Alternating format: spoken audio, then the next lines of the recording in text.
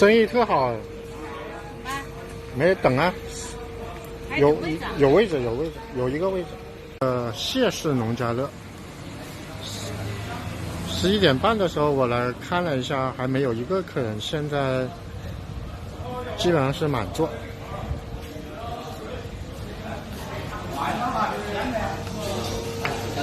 这属于苍蝇馆大排档性质吧。这个就是厨房，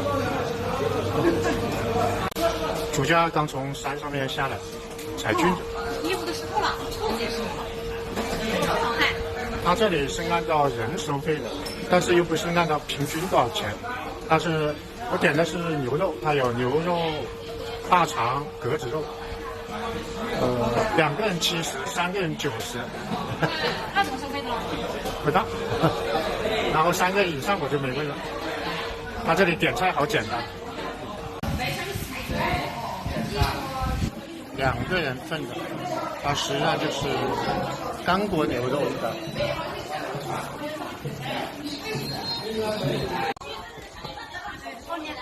这个分量还是可以的，通过饭碗就能叫出来。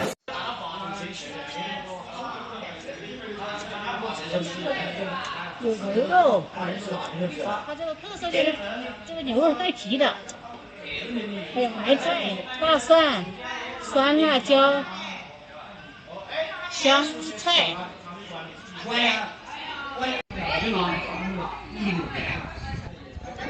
反正适合我的口味，我喜欢这种口味，好重口味的。不知道是什么肠。我问他，我没听懂他说的话，反正我跟他说是牛肉，他可能是3种混在一起了，牛肉、大肠、什么格子肉。贵州菜这个酸辣椒是灵魂，很好吃。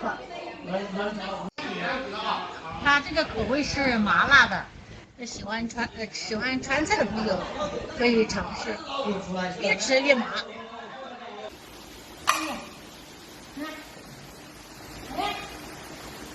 我们车上带有猫罐头和猫粮，咱们泡到牛肉毛的原味，骨架都这么好，很离谱，吃的好过瘾呢。所以我们车上的行李多。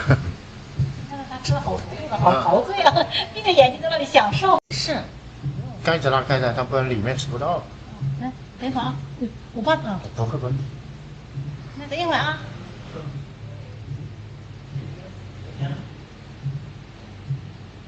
吃得到嘞。我们现在去杉木河漂流了，走。我们到了杉木河漂流的这个地方，太晒了。继续行驶1公里。我们还是继续去往下一个目的地，找个地方躲起来。这太晒了，好热。石屏县实在是太晒了，而且是停车的地方都是暴晒的。我们就来到了离石屏县22公里的一个免费景点飞云崖。这个地方比较阴凉，因为海拔有700多嘛。